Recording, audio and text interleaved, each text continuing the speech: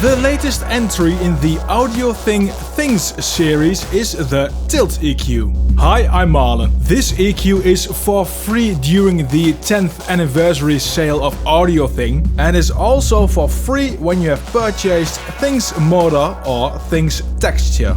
A tilt EQ is an EQ which simultaneously cuts or boosts. It will boost high end while cutting the low end, and it will cut the high end while boosting the low end. You can see it clearly within the graph of the plugin. This type of EQ is ideal to quickly change the frequency balance of an entire mix from bass heavy to more even, or from thin to more full sounding. This plugin is simple, like the other ones in the Things series. You select the cutoff frequency here and dial in the tilt here. The amount of EQ tilting can also be changed with the 2x button.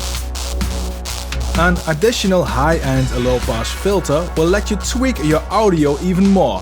And this is nice to have in addition to the tilt EQ, to either remove a rumble or to counter the highest and lowest frequency boosts when the tilt lifts those frequencies too much but you like the boost further up or down the line.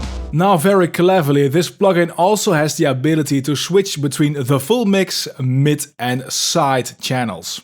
When you use the tilt on the sides, you will widen the mix.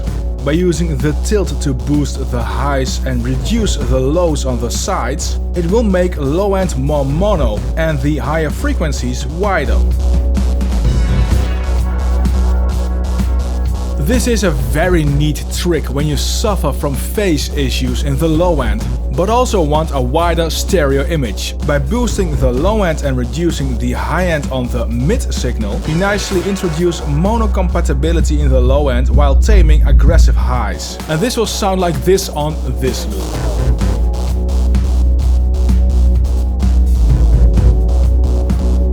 You can find the link to the plugin in the description below. Make sure you subscribe to the channel and make sure you watch another video like the one displayed on screen right now.